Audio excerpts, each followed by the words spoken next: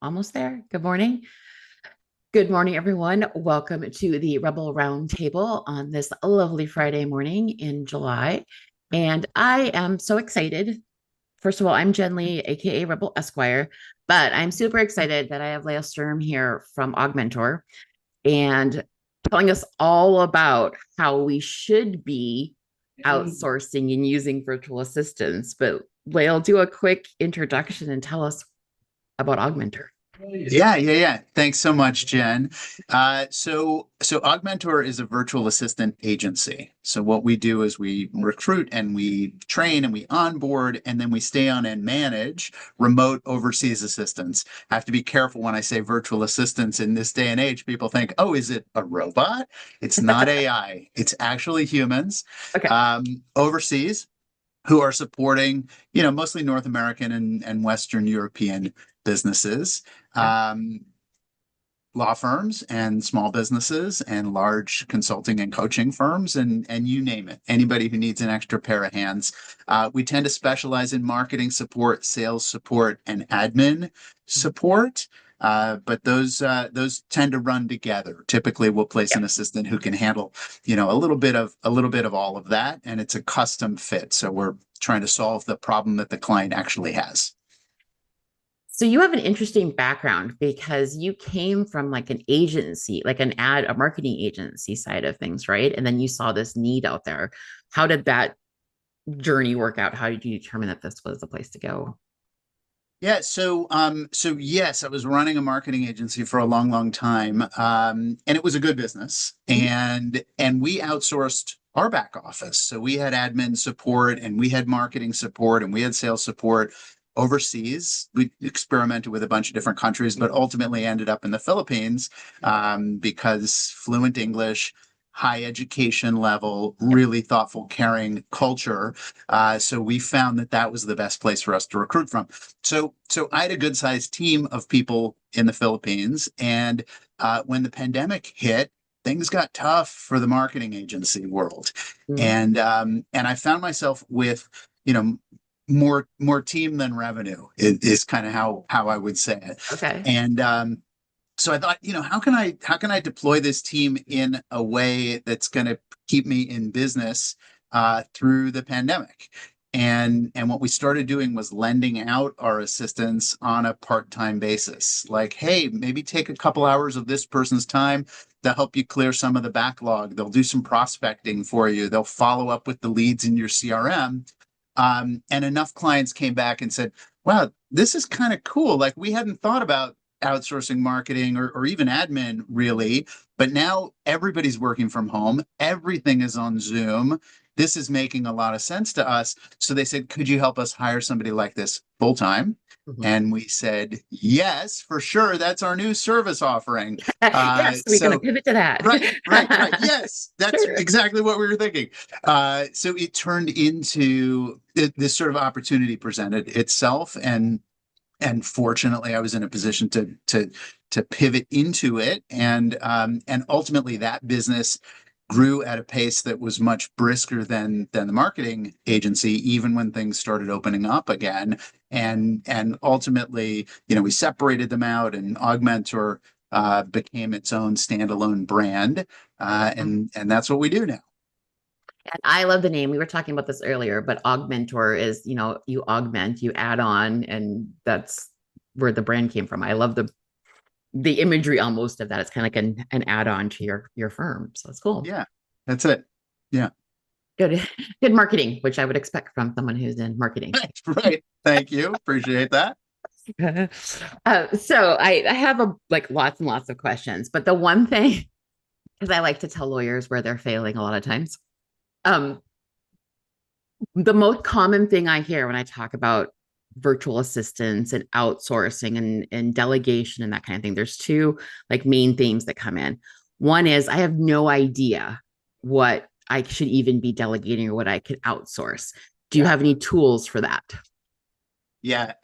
So the tool that I have is super high tech. It's a paper notebook. Um, Great. we give these out at conferences and events and things. But you can use any paper notebook. Don't use the notes app on your phone. because you will forget about it after 1 day of use. So Yep. that's no value. So what we recommend people do is every day, not every day, start with 1 day, just write down every single thing you do, everything. So right now I would write down, webinar with Jen. And then after this, I would write down, check my email. And then I might write down, get another cup of coffee. And then I might write down, resize the image to post to LinkedIn. And then I might, so throughout your day, you're just writing every single thing down, which is a colossal pain in the ass. I have to tell you that. This is not a fun exercise. But if you do it all day for 3 or 4 or 5 days in a row, you're going to have a really good list of everything you're busy with. And then what you do is you go through and you put a star next to anything that somebody else could have done for you. Mhm. So nobody else could do this for me. This is between me and you. I have to show up and do this broadcast with you. But somebody could resize the image to post it to LinkedIn. I don't have to do that myself. So when you have a list of things to outsource, that's the appropriate time to hire somebody to do that work. And I'll just make one more, Yep. kind of one more angle here when we're talking about lawyers specifically. If you're charging your clients $500 an hour, and you spend an hour resizing an image to post it to LinkedIn, that's the most expensive graphic design work you could possibly get. If somebody were to say to you, okay, I'm going to resize the image for LinkedIn, that'll be $500. There's no way you would say yes to that, but actually you are saying yes to it every single day because you're doing $20 an hour tasks at your $500 an hour billable rate. And don't even get me started if you're charging $1,000 an hour or more. But, we all know attorneys who are, Yeah. and they're busy with admin tasks or marketing tasks. And what I see is they won't charge for that time. So then it's zero bill, like they don't get any time for it because they can't put a resized image for LinkedIn on an invoice and charge for it. And so now they're just working for free for tasks that they could outsource and be doing billable hour work if that's how they're unfortunately billing. The other path that I go down is first, like, I don't even know where to start with. And I know you have an ebook too, don't you? That has like, yes, outsource. Yeah. So, so I wrote a book with over 100 tasks to outsource, Yep. and it's a free download. It's on the website, Ogmentor.com. Just click the link that says free book and you can download it. And it's a reference. It's not a beach read. You're not going to, pour yourself a drink and put your feet up with this thing. But what it is it's segmented into categories, sort of, business areas. So if you're thinking, what marketing tasks can I ask my assistant to help me with, or what HR tasks could I ask my assistant to help me with, or what accounting and bookkeeping tasks can I ask my assistant to support me with? It's all in there, and it's digital, so you're not exactly flipping through, but you flip to the section that's appropriate for you, and you think, oh, I hadn't thought to ask my assistant to reach out to podcasters that are influential in my space and see if they can get me scheduled. I hadn't thought to ask my assistant to look at conferences in this new demographic that we're trying to go after. These ideas are in there. Yeah, it's a tool to get you to think about the things because our brains just kind of shut down and you think of either very traditional things or you can't think of anything. So it's a great tool. I have the download. So thank you. Okay. Now shifting to the other path that happens after they've figured out that they can delegate or that they've tried this. I get all the time. I tried outsourcing and it was a disaster. It was horrible. I'll never do it again. Yeah. That's super common. I hear that every day. People have had bad experiences, and I don't minimize that. It's totally real. And actually, I've had bad experiences too.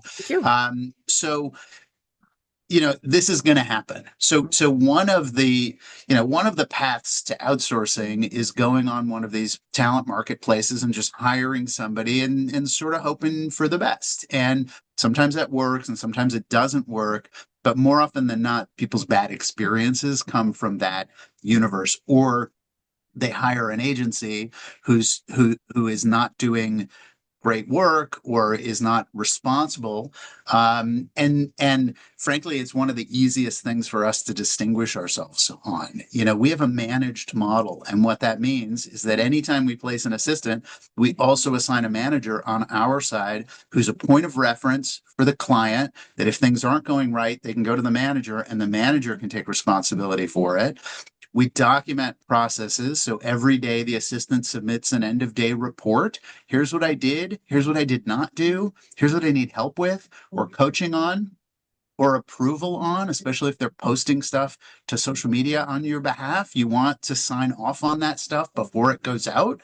Our model is actually informed by what we learned in the marketing world, which is we're not selling the placement. We're not, you're not hiring us because you need more people on your team. You're hiring us because you actually want specific things to get done. And if you don't see the results from those things, you're not going to keep working with us. And we don't expect you to. Like, honestly, we don't even have long-term contracts. It's all month to month because our goal is to deliver results every single month to the point where you wouldn't dream of leaving. You wouldn't dream of it. So, that's the level that we hold ourselves to. Yeah. If you've had a bad experience, come to us and let's have a good experience. And what I see from my side when I'm working with law firms and different organizations is a lot of times the bad experience, either they didn't vet properly, they didn't have the right, or the law firm has zero processes documented. They have zero ways to train. They just threw something out there and then they were disappointed that the person either couldn't figure it out or didn't even have access to the systems they need. And so I think some of that goes hand in hand with okay, what are you outsourcing? And does your firm have a system for it? What access do people need? And then be able to hand that off to Ogmentor to be able to handle the process. So yeah, and frankly, that's another advantage of the managed model is that we've done this thousands of times. Mm-hmm. So you don't have to come in as an expert in outsourcing. You don't have to have all of the answers. You don't even have to know exactly what your assistant is going to be doing all day. All you have to know is what work needs to get done, and we'll figure it out. And we'll come to you and say, hey, you know what? We worked with another company like yours, and they found it really valuable to use this suite of tools. Yeah. And they found it really valuable to document processes. And they found it really valuable to, share using these channels. Yeah. So we've got that expertise, and you get that institutional knowledge with us. And then you get the lawyers, because I can all hear them in the back of my head right now, but I want it done my way. Totally. So it's funny because I would totally let go and say, hey, I don't care how it gets done. This is how I am with people I work with. Just get the result that we need. But lawyers are very type A, and no one can do it as well as they can. So I'm trying to break them out of that too. Well, that's what they were trained to do. Yeah. And often that's what they're engaged for. Their clients want them to, be very detail oriented and specific and exacting. And I get that. And we're not trying to break anybody of that at all. Mm-hmm. We'll do it. We'll absolutely do it your way. But we're also going to maybe have some suggestions for alternatives or enhancements. And if you're open to them, great. And if not, also great. You're the client. Yeah. That's good. And I am always telling people, you have to rethink your processes all the time. There's new tools out there. There's new options. And we're not experts at everything, no matter what we tell ourselves and everybody else. But yeah, how do your staff or your team communicate? Are there certain platforms that you use internally? Do you have a dashboard? Just kind of what's the model look like? Yeah. So technically we're technology agnostic. We'll use whatever tools the client wants to use. But again, we've got some best practices. We've got some experience with this stuff. So internally, we're using Slack for real-time communication. Obviously, email's a big component, and we're Google-based, so we're in the Google environment using things like Google Docs. But we often place assistants who are Microsoft qualified or using other suites of tools. CRMs we'll use anything you've got. Obviously, Clio is a big one in the legal Yep. space, so we support that pretty actively.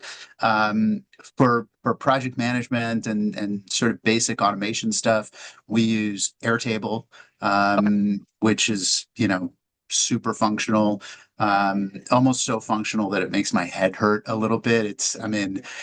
It's a good thing my team knows how to use it because it's super powerful, and I'm just like, I can't.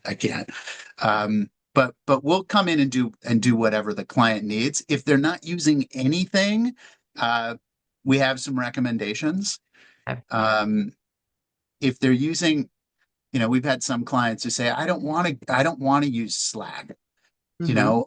fine. You don't have to use Slack. It's okay. There are other things in the marketplace. If you're using the Microsoft version, Microsoft Teams, that's great. Mhm. Google has real-time communication tools that are also great. But if you're using WhatsApp and SMS, that's not great. It's fine, but Yeah. not great. Yeah.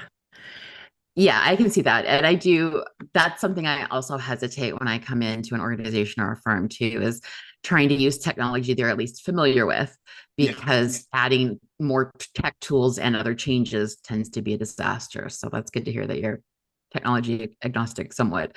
Um, and then there's all kinds of other tools. I think lawyers often overlook the project management side of things that you offer and how helpful that is. You want to talk more about how the manager of your staff works? Yeah. So there's two components. There's the technology component and there's the human Yep. component. From the human side, what we do is we assign a senior manager on our team to every engagement. What Yep. they do is they supervise the onboarding, things like getting your new assistant set up in your email system, giving them a phone number in your voice over IP system, making sure that they have the appropriate levels of permissions within the tools that you're providing to them so that they can do the work that needs to get done, but it doesn't actually compromise any of your privacy obligations, any of your other limitations that are, very real regulatory systems that are in place for a reason.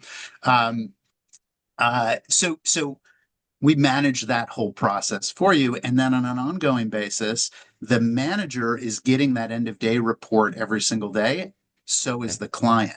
So you as the client are seeing this end of day report, but so is the manager, and the manager is looking at that for patterns. So Okay. what's not getting done here? Why is this not getting done? Are you missing some expertise? Do you need additional training? Do we need to bring in somebody, say a video editor for a few hours to supplement the assistant, because the assistant is qualified on these 25 things, but one of them is not video editing, and you all of a sudden were a guest on the Rebel, Esquire show, and so now you've got a video that you need to Yeah. chop up and distribute to your social channels. So the manager is playing that role, but they're also a point of contact for the client. So they're having regular, although not frequent. So Mhm. initially somewhat more frequent, but over time it's not a burden, the amount of face time that the manager requires, but the manager is checking in and they're Mhm. saying, how's it going? What can we do to improve? What areas are you not being served properly in? Is this even the right assistant for Right. you? Are they a cultural fit? Are they delivering the results that you want in the time frame that you want it? If not, let's explore alternatives. Let's train somebody else up so you've got some backup there. So that's really the role of the manager. Yeah. And I've talking about like things that have gone wrong when I have had virtual assistants with both my clients and myself, is I find that we have a virtual assistant hired to do certain tasks. And then you're like, oh, it would be great if they could also do video editing, but that person has zero skills in that. And Right. then then the relationship goes sideways. And I think it's really important to keep that perspective of when you have all the talent that you have with a like an augmentor type organization, then you can pull in those different pieces without having to That's right. continuously hire different people to do things. So Yeah. Yeah. That's exactly right. And I'll also say, in addition to the variety of expertise that we've got, on the bench available to support our Mhm. clients when things come up, um, more and more AI tools are showing up that if we can train our assistants on them, they can all of a sudden pull in, a video editing AI or a graphic Yeah. AI or an AI that supports making slide presentations or making slide presentations pretty or animated or whatever. Mhm. So we're training our assistants on these tools so that they can supplement their knowledge and their functionality. And then the client doesn't have to become an expert on every AI tool, you know, Okay. m- Yeah. right? I mean, Which is a whole other, yes. Everyone's like, now it's a what? whole Now other thing, right? I'm sure everyone on this call has been contacted 5 times in the last 2 weeks about an AI training program or a Oh yeah. course or a speaker about AI, whatever, and it's overwhelming. Yeah. So like, Well, let your assistant deal with that. yeah. There's too many. There, like you have so many technologies and so many things out there. And I do like the idea of having people who are experts at them, using them and working for you. And it then keeps costs down as well. Like it's still a Right. person working on it, but you have an AI that's helping. So That's it's right. all, Yeah. yeah. Yeah. So when someone comes to you and they've got their list that they've gone through and figured out how to outsource, or they're working on outsourcing and that kind of thing, how long does it take to get someone up and running? Yeah. So if all the stars are aligned, we can do it in about a week. Okay. So, from like I'm ready to go to actually somebody being on your team contributing, 1 week. Typically, it takes 2 weeks, and really the only thing that slows it down is client availability. When are you available to spend an hour interviewing 3 candidates? So finding a time for that hour is the thing that shifts the timeline up.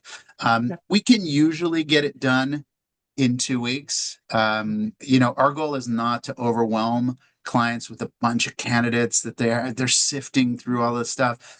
We're going to pare it down. We're going to give you 3 candidates who check all of your boxes. They do Okay. all of the things you need them to do. They're skilled in all of the technology that you're already using. They're available the hours that you want them to be available, and we're also trying to place for cultural fit as well. Yeah. So it's a spectrum, and this is always sort of a funny thing to ask, especially attorneys. Do you want somebody at this side of the spectrum who's just going to do every single thing you say for them to do without question and without Mhm. input, Yep. or do you want a self starter who's going to take initiative, make suggestions, fill that time between the tasks that you assign them to do? Typically, they want somebody in the middle, right? Like we're Yeah. looking for the right mix. But what you Mhm. don't want is a client who's thinking, I want somebody who's going to absolutely follow everything, every single instruction by the book. And then 6 months later, they're like, but this person doesn't take initiative. They finish the project and then they don't do anything. And it's like, we need to recruit for that. We need to find the person who's going to be the proper mix between giving you feedback and honestly, and I hate to say this to attorneys, but pushing back sometimes. Sometimes Yeah. saying, this doesn't make sense. Or this is exactly what I did, 2 weeks ago and it was wrong. Don't like you're telling me to do it again. Like, is this right? This is how you want to do it now? So, Yep. we've got to find that right mix.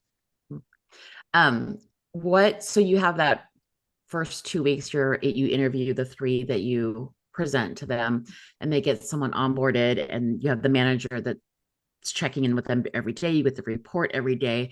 Is there other cadence? Like, is there a bigger check-in? I'm trying to gauge time commitment for the lawyer or the owner. Right. So that's a great question. Once you've got somebody on your team, our most successful clients meet with their assistant Mhm. at least 3 times a week, but Okay. typically every single day, Mhm. for 15 minutes. Okay. So it's not a huge time commitment. It's a daily stand up. It's whatever time makes sense for you. Some people like to do it at the start of the day. Some people like to do it at the end of the day. Okay. We'll we'll give you some guidance there when you start working with your assistant. But it's just 15 minutes. First of all, it cements the personal relationship. So the, person becomes a part of your team, they become a part of your family. But also it's, where are we with this thing? What's going on with this? Where are you stuck? Like, what are you waiting for me to do, Yeah. right? The social media posting thing is a great example. Like, hey, I've put together a whole month of content. I need you to approve it. You're going to have to spend a little bit of time doing that. So that meeting is critical. And then there's, those kinds of tasks where it's like, I need you to review this work. I need you to give me some feedback here. I need you to give me some guidance. I need you to, spend a little bit of time with me. It's not a huge time commitment, but it is a little bit of a time commitment. And then you're meeting with the manager, ideally once a month or every other month, just to check in, just to make sure everything is on track. That makes sense. And I like the fact that you said it's a 15-minute meeting, because if I get one more invite on my calendar for an hour-long meeting that could have been 15 minutes, I'm going to cry. Because I think that sets the expectation that you can have these like really short check-ins that are scheduled that don't have to be a gigantic chunk on your calendar. And I think that's, from a time management perspective, really important. So, Yeah, well, Jen, that, honestly, I don't use a sort of a self-calendaring tool like Calendly. I have a human assistant who does that for me. But the mandate is meetings should be 30 minutes or less. Like, we don't need to meet with people for an hour. And there's exceptions, obviously if you and I are going to go for lunch or something, we're not doing that in 30 minutes. Right. Like, let's book an appropriate length of time for lunch. And then there's other meetings where you're like, I know we're going to get deep into this thing. Yeah. Let's block off an hour for it. If we can get it done in 45, great, but let's have an hour available. But my assistant knows that when somebody comes and says, hey, I want to book 11 to 12 Pacific time, she'll say, hey, can we schedule it for 30 minutes or does it really need to be 1 hour? And that's something that, that having a human assistant gives you that kind of flexibility versus a Calendly tool, which is rigid. The Calendly tool might say, I'm sorry, only 30-minute chunks are available, or I'm sorry, every meeting must be 1 hour. But with a human, there's some back and forth. Yeah, it's funny because I do use a scheduling tool for some things. Not all the appointments are public. I share them for specific things. And my normal meeting is like a 25-minute block. Right. And then I have a deep dive that's like an hour if I know it's something that I'm going to want to dig into. So I share it based on my inclination. But yeah, I think that's really important to recognize that a meeting doesn't have to be some grand production kind of thing. So, okay. Well, I think we could go on all day, but where can people, we mentioned Ogmentor.com as the website. Is there any other place that people can find you? They can go there and download the book. Yeah, so we're on all the socials, either as Ogmentor or Ogmentor.va for virtual assistant. Ideally, I mean, all of that stuff is linked from the website. The website is really the place to start. So, Ogmentor.com is home.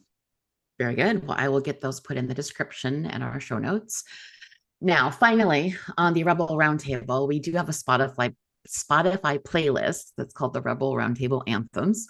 And it's basically all those songs that we listen to when we want to, rebel against society in general or pump ourselves up. So what is your anthem? So this was a hard question, honestly, Jen. I think I started my career in the music industry. Yep. Live music is a big part of my everyday. I go to shows every week. In fact, my wall behind me is all Fillmore posters from shows that I've been to, over the last 30 plus years. Actually, don't even know really what I have back there. I rotate the posters around. But you challenged me to pick one pump up song. And so the song that I chose for your playlist is by Parquet Courts, which is a New York indie rock band. I think they've got a real punk rock ethos. They're rebel for sure. Rebels, yep. And the song is Almost Had to Start a Fight. So that could be a theme song. yeah. Yeah. Well, I I have kind of like the almost part about it too. right. It's like, I didn't do it, but I was gonna. Like I But was I ready almost to. got. If I had to, I would. Well, that's fantastic. I can't wait to add that to the playlist and share that out with the audience as well. So thank you, Lael, so much for being here on the Rebel Roundtable. And I look forward to talking to you again and hopefully helping some of my clients also use your services because it's very much a needed thing these days. So thank you. Thank you, Jen. This was lots of fun. Yeah. And I will see everybody next Friday for the next round of the Rebel Roundtable. Have a good weekend.